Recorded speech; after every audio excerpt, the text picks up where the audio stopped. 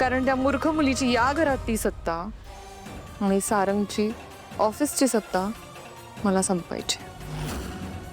कारण लीगली बघायला गेलो तर राजकुमार दादानंतर वारसा हक्काने या घरावर, ऑफिसवर, वेहंदळेंच्या संपत्तीवर आमचा अधिकार आहे.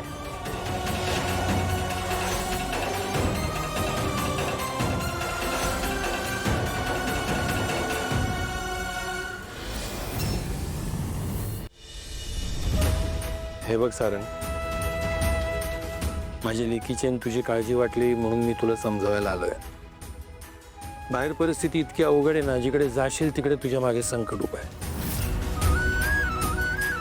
दुसरा कुठला इलाज असता तर मी लगेच तुला सांगितलंही असतं, पण सावलीला सोबत ठेवणं हा एकमेव उत्तम उपाय आहे.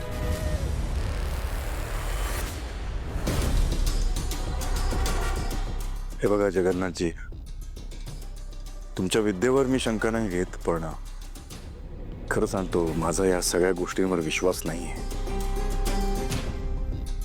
आणि धागा बांधलाय ना मी, मग या सगळ्या गोष्टी करायची काय गरज आहे? हे बघ, फक्त धागा महत्वाचा नाही, व्यक्ती ही महत्वाची. आणि ती व्यक्ती काही दुसरी तिसरी कोणी नाही, माझी लेक आणि तुझी बायको आहे. आणि माझी लेकच तुला या संकटापासून वाचवू शकते. पण मला कळत नाही की असं काय संकट माझ्यावर येणार आहे की मी एकटा हँडल नाही करू शकत. अहो पण मिसाची परीक्षा का घ्यायची आहे? हे सावली, मग काय असंच घाबरून राहायचं का? अरे नाही सारंग, मी तुला घाबरून राहा असं कुठे म्हणतोय.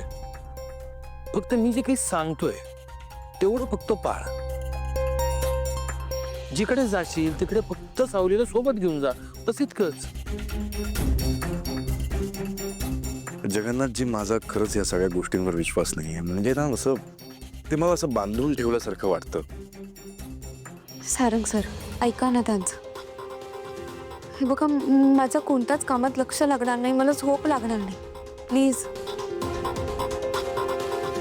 हे बघा जगन्नाथजी, मी जेव्हा घरात असेल तेव्हा सावलीला राहू दे माझ्यासोबत.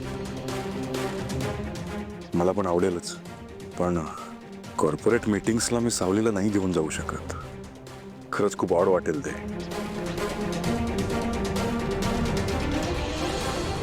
हे बघ सारंग, मी तुला फक्त विनंती करू शकतो, ट्राय कर. Please Sarang sir.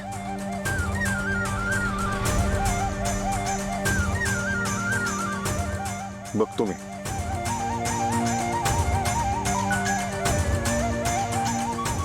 शिवानी कारखानीस आज जेव्हा जमेल तेव्हा ऑफिसला भेटायला ये. अर्जंट काम आहे.